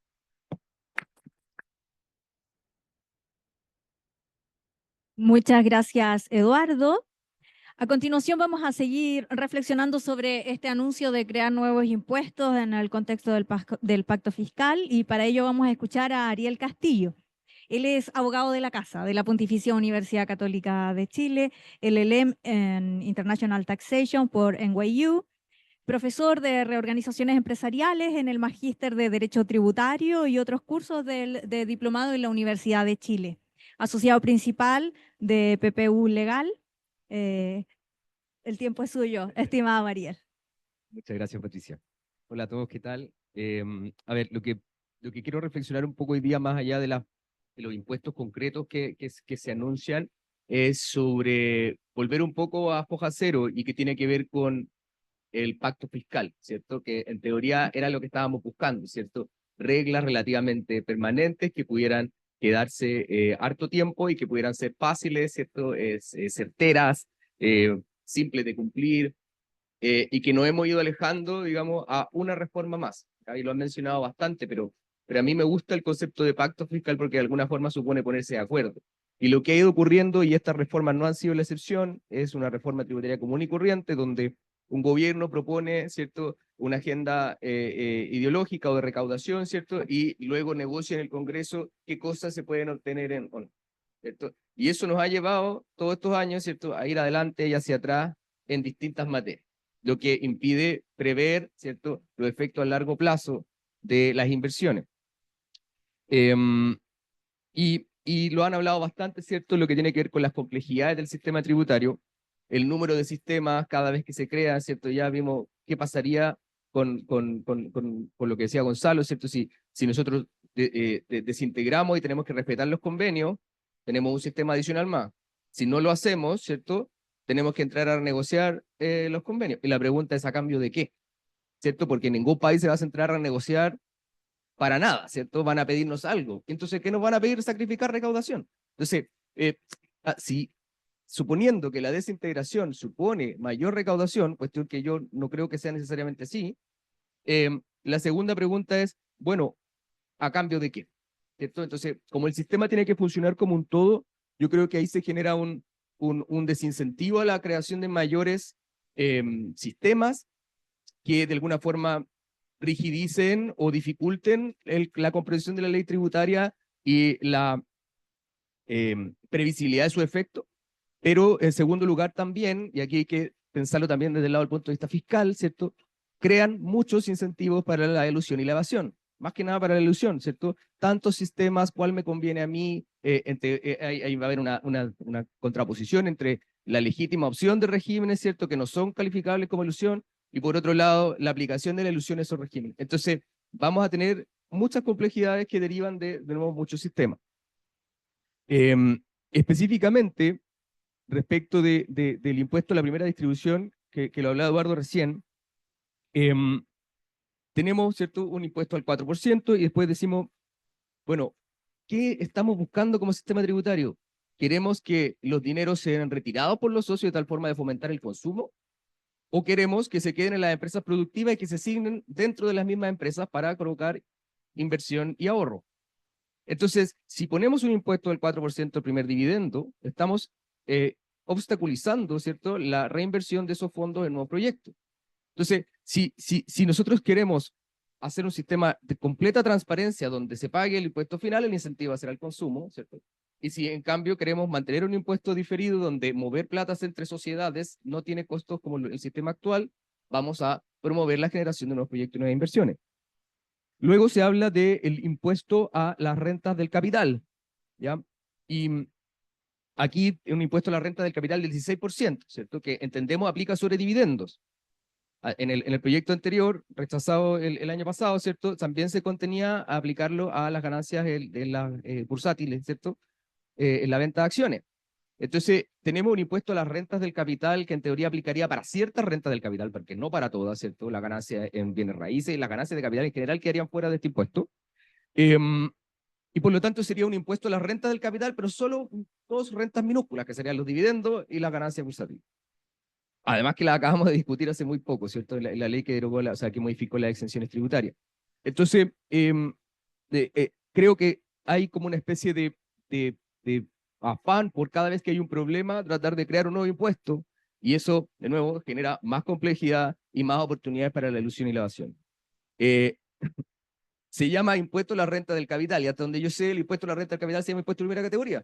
Ya tenemos eso, ¿cierto? Porque vamos a crear otro que va a ser distinto, pero que va a ser lo mismo en el fondo, ¿cierto? Entonces, yo creo que nuestra tarea hoy día, y el llamado que nosotros podemos hacer es a tratar de hacer un pacto no donde un determinado grupo, ¿cierto?, intente imponer su idea o negociar legítimamente su idea con el resto, sino que buscar algo en lo que estemos todos de acuerdo y que pueda durar mucho tiempo. Y a lo mejor hemos sido majaderos, hay algo de eso que se repite constantemente, pero no lo hacemos porque tengamos, digamos, alguna obsesión especial, sino porque creemos que lo que va a pasar es que si es que volvemos con una reforma como esta, el próximo gobierno, que puede que tenga un color político distinto, ¿cierto?, va a tratar de arreglar o corregir aquellas cosas que no quedaron bien en esta reforma, vamos a de nuevo legislar sobre la marcha y van a quedar sistemas complejos y difíciles de implementar. Entonces, yo creo que en este sentido, ninguna de las medidas que se están proponiendo aumenta sustancialmente la recaudación, ¿cierto? Un sistema tributario en países iguales a nosotros, con desintegración, no incrementan necesariamente la recaudación fiscal, ¿cierto? Y por lo tanto, lo que tenemos que fijarnos es en cuáles son los principios y no solamente describirlo, ¿cierto?, en un PowerPoint que estemos todos de acuerdo, decir legalidad, certeza, simpleza, justicia, ¿cierto? Si no vamos a aplicarlos al caso concreto, donde tenemos que tomar ciertas decisiones y decir, bueno, este impuesto, ¿qué principio privilegia por sobre otro? ¿Estamos todos de acuerdo en esa medida? Y yo creo que eso nos va a generar una mucho más efectiva ley tributaria que pueda durar más tiempo. Y lo mismo, dicho del lado de los incentivos, también se puede decir respecto de, perdón, lo mismo de los principios, también se puede decir respecto a los incentivos y desincentivos. ¿Qué queremos? Un sistema que promueva el consumo, queremos un sistema que promueva la inversión, queremos un sistema que promueva el ahorro. ¿Cómo tomamos instrumentos que logren ese fin? ¿Ya? Entonces, yo creo que trataría de ver en los sistemas tributarios como alternativas que producen recaudaciones marginalmente similares, pero que nos sirven para cumplir incentivos o para cumplir con principios o para llevar a cabo ciertas ideas de política pública que tienen que ver con incentivos y desincentivos. Eso, muchas gracias. Muchas gracias, Ariel. Y para finalizar este panel, les voy a presentar al doctor Germán Pinto Perrí. Él es director de los programas de especialización tributaria en la Universidad de Santiago de Chile y nos hablará sobre la propuesta de rebajar el tramo exento en el impuesto global complementario. Germán. Muchas gracias. Muchas gracias a todos los organizadores, las casas que nos están recibiendo en este momento, a FECIT, por la posibilidad de poder conversar sobre este tema.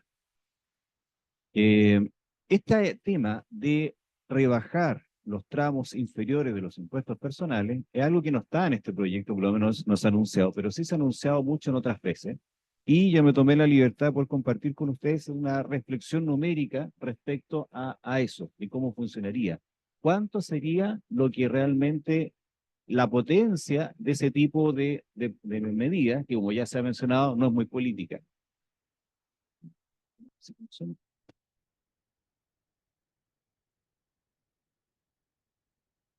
Ahí sí, funciona, maravilloso. El tema a reflexionar es, ¿qué queremos? ¿Aumentar la recaudación por aumentar la recaudación o solucionar los problemas sociales? Porque son dos caminos distintos. Porque si queremos aumentar la recaudación fiscal, ok, aumentamos los impuestos, bajamos los tramos, pero realmente eso va a redundar en unos recursos potentes para que el Estado pueda redistribuir los ingresos y también ser el Estado eficiente, que esa sería otra discusión. Con lo que se plantea, si nosotros bajamos la tasa mínima de global complementario, tendríamos lo que está más o menos acá. Me voy a tomar la libertad de parar. Esta sería la tabla del impuesto único al trabajo y esta sería la tabla del impuesto global complementario, incluyendo un nuevo tramo, bajando el tramo de las 13,5 UTM, puse 13 si no me equivoco, y poniendo un impuesto de un 3%, cosa totalmente arbitraria. Era para hacer el análisis. Por lo tanto, nuestro foco de atención sería ese tema, el impuesto único al trabajo, y este sería el impuesto global complementario. Ese era el tramo que nosotros nos moveríamos. Haciendo un ejercicio de microsimulación, tomando un contribuyente con un sueldo en el tramo inferior, en el tramo superior, y para que fuera más o menos equitativo, una media, me daba que el impuesto único al trabajo, calculado a diciembre de este año, con esta nueva tasa serían 7.000 pesos. El que tiene más. Y en promedio, el que tiene, no el promedio, la media sería 3.500 pesos por contribuyente. Eso sería lo que se recaudaría. ¿Cómo lo amplificamos? ¿Cuántos contribuyentes hay acá? Ahí está el problema. Es súper difícil calcularlo. Yo creo que solamente Impuesto Interno puede tener esas cifras, que no las comparte. Yo las he preguntado, no las comparte. Por lo tanto, tuve que recurrir a la encuesta CACEN, que ustedes muy bien saben, es una estimación que se hace con una muestra de 257.000 familias, y de acuerdo llegan a la idea de que los deciles de nuestra población tienen esa distribución. Y estos son los ingresos que tienen. O sea, el 10% de la población tiene ingresos familiares de 254.000 pesos mensuales, y llegamos que el 10% tiene en promedio 4 millones de pesos de ingresos mensuales. Una estimación, pero basándome en ese tramo, llegué a la conclusión de que más o menos en este tramo, acá estarían los nuevos tramos de los contribuyentes que estaríamos considerando, que es más o menos consistente con decir que el 75% de los contribuyentes están exentos de impuestos, así que no estaban tan locos mis cálculos. Rápidamente, aquí llego, mensualmente en diciembre, con esta situación, se podrían recaudar con esa carga tributaria 13.246 millones de pesos chilenos. Al año serían 58.956 millones de pesos al año. En dólares, fui bastante optimista, pensé que el dólar estaba en 950 pesos. Son 167 millones de dólares que se recaudarían con este tema. En el global complementario hice más o menos lo mismo, la misma lógica, pensando en un universo contribuyente de 3.800.000 más o menos. En este tramo se ubicarían los contribuyentes que yo, en ingreso anual, tuve que hacer un ajuste, ahí llega a la conclusión que eran como 999.000 contribuyentes que global complementario se afectarían con esto. La recaudación serían 48.889 millones de pesos, equivalente a 51 millones de dólares. Por lo tanto, en total, todo este asunto que les dije daría un ingreso para el fisco de 207.000 millones de pesos, equivalente a la cifra de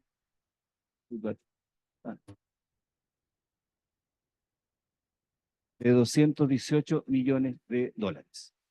Eso sería el esfuerzo de poder considerar esa idea que es bastante loable, conceptualmente consistente, es lógico que las personas que aporten más, es lógico, por un tema de educación, es lógico, pero al final del día lo que se recauda no es mucho. Entonces yo los quiero llevar a reflexionar sobre esto. Esa cantidad de plata, ustedes saben que el 30% de todos los pesos que ingresa a Chile va a un 30% de burocracia, sueldo de presidente, etcétera, etcétera. Y a hacer un chiste, pero bueno, está quedando grabado. Bonos de nacimiento. Y un 70% va a gasto fiscal, gasto social. Y ese gasto social se divide en un 20% pensión, educación, salud y seguridad, se incluyó hace poco, y otros. Por lo tanto, esta sería la distribución de esa nueva recaudación. Y ahí va la reflexión de la primera presentación. ¿Qué es lo que queremos? ¿Solucionar los problemas sociales? Entonces, esos nuevos contribuyentes, esos 99.000 del global complementario y los otros del impuesto único al trabajo, por ese esfuerzo de 7.000 pesos, ¿cuánto le llegaría después de ahí? Solo para darles una idea, de estos 207.000 millones de pesos chilenos que se recaudarían, eso sería el flujo que tendría el fisco. Acá tengo el presupuesto de la Universidad de Chile, no te pone los pero el año 2023, los ingresos de la Universidad de Chile fueron, esto como la Teletón, 943.397 millones de pesos. O sea, si aquí les dije que eran 145.000 millones, que sería para gasto social, la Universidad de Chile, esto es el 3% del ingreso que tiene la Universidad de Chile. O sea, eso sería lo potente que sería esto.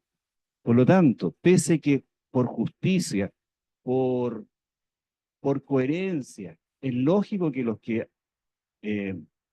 reciben más beneficios igual aporten, pero lo que realmente van a recaudar con esta mecánica, poco. Entonces, sopesando el tema de lo que debería ser con lo que realmente recauda, al final podría ser por educación tributaria, pero que realmente se van a solucionar los problemas sociales con este mecanismo, numéricamente no me cuadra. Con eso quería cerrar esta parte de la reflexión.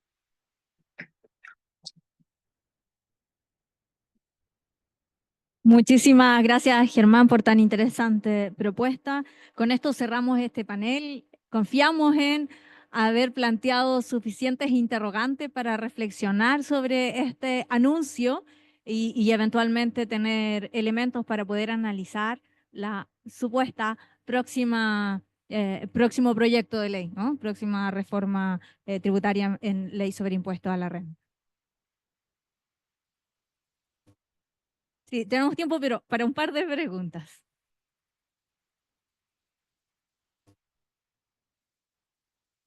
Bueno, primero felicitarlos por la presentación, ¿ya? Y hay una línea tangencial, ¿ah? ¿Ya? Que en fondo todos hablamos de la simplificación tributaria, ¿cierto? Eso es una realidad. Pero yo creo que estamos dejando un poquito de lado una situación que es súper relevante, que es la profesión contable, ¿ya? Que creo que habría que hacer una reflexión, porque en realidad los que preparamos la información no somos, ¿no es cierto?, los asesores tributarios, ¿no es cierto? Como muy lo señalaste tú, Eduardo, ¿cierto? Entonces, lo que quiero decir que efectivamente, ¿qué cosas ustedes visualizan o qué cosas ustedes ven para la profesión contable? Porque hablamos de cifras de la OECD, hablamos de los convenios, ¿cierto? Pero creo que dejamos un poquito de lado lo que es la profesión contable y de los que preparamos la información, porque en función de eso estamos del orden de casi 70 declaraciones juradas. Si a eso sumamos el formulario 22, que en la práctica las declaraciones juradas pasaron a ser recuadro, estamos frente a un estrés tributario tremendo. Y yo creo que el estrés tributario lo están viendo seres humanos, que son los contadores, que son los profesionales, puntualmente los consejos regionales de contadores, que ahí está centralizado los pymes. Entonces, creo que a lo mejor debemos profundizar también, y les pregunto a usted, a ti, Carlos, efectivamente, ¿qué opinas tú de la profesión contable en función de la reforma que en definitiva va a llegar al Congreso o llegue o no llegue? A eso voy yo. Bueno, gracias por la pregunta. Los últimos 10 años hemos tratado de convencer a los distintos ministros de Hacienda que no tiene ningún sentido estresar a los contadores en abril, si es que podríamos por un año tener el efecto de cambiar esto a junio, para que tuviéramos el tiempo suficiente para que los contadores pudieran hacer bien el trabajo.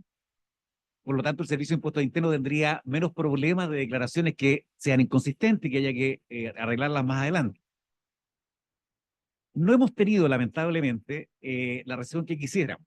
Los dos colegios de contadores, el de contadores y el de auditores, han acompañado esta petición a los ministros de Hacienda en el sentido de que se prorrogue por una vez, el efecto es una sola vez, y además financieramente no tiene costo para el Estado, porque como la operación renta significa una devolución que hace el fisco, financieramente tampoco tiene un costo. Y el efecto se da un año, porque de ahí en adelante sería siempre junio, junio, junio, y ya no habría problema.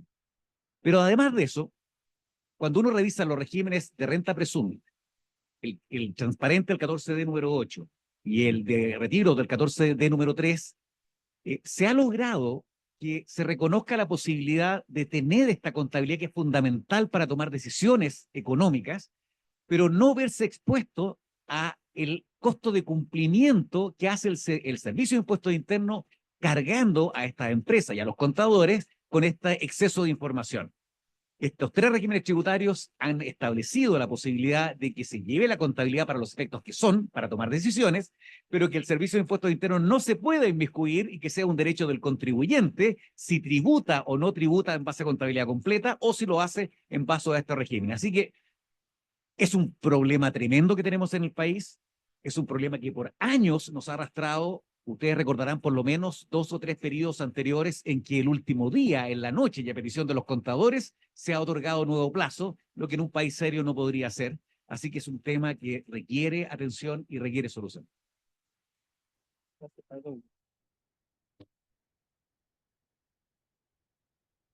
La prueba, ¿cierto?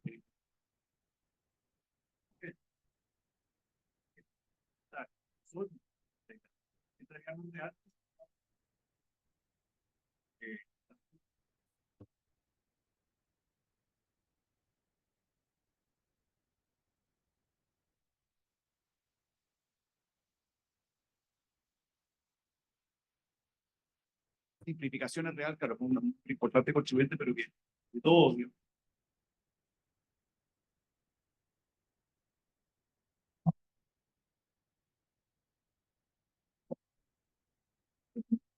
¿no? Así es, el representante del Colegio de Contadores en nuestro grupo.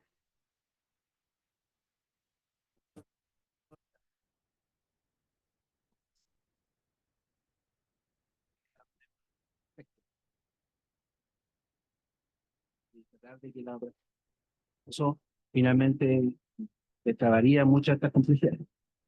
Pero quería complementar lo que había dicho Germán respecto a los impuestos personales, que también tenemos que mirar la estructura de los tramos. En la OCDE hay 4 tramos, en Chile tenemos 8. El primer tramo parte en 10%, es decir, 3% que yo corto, Germán, parte en 10% el primer tramo en promedio, ¿ya? Y las pendientes son distintas, si llegamos, ¿no es cierto?, rápidamente al 40%. Entonces hay un tema que creo que hay que plantearlo en el largo plazo, que es una hoja de ruta respecto a los impuestos personales. Nosotros como Colegio de Contadores mandamos una propuesta a Hacienda al respecto, porque creemos que hemos dado mucha vuelta en la empresa, ¿no es cierto?, el impuesto después que dividan, pero el forado de recaudación, son 5 puntos del PIB, está en los impuestos personales, ¿ya? Porque es la única forma de financiar sosteniblemente el gasto fiscal. Y también abrirse a otras propuestas que hemos visto, por ejemplo, aumentar la tasa del IVA al 20%, y siempre se dice, no, es regresivo, pero cuando hay una devolución del IVA a los estados, ¿no es cierto?, de menor ingreso, finalmente bajamos esa problemática de que sea regresiva la misma. Creo que tenemos que pensar en medidas que sean eficientes con el objetivo que es la recaudación finalmente. Y creo que eso es lo que le va a dar sostenibilidad al gasto fiscal.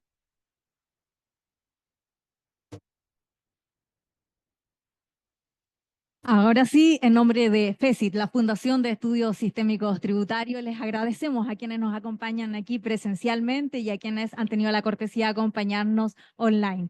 Muchísimas gracias y hasta nuestro próximo seminario.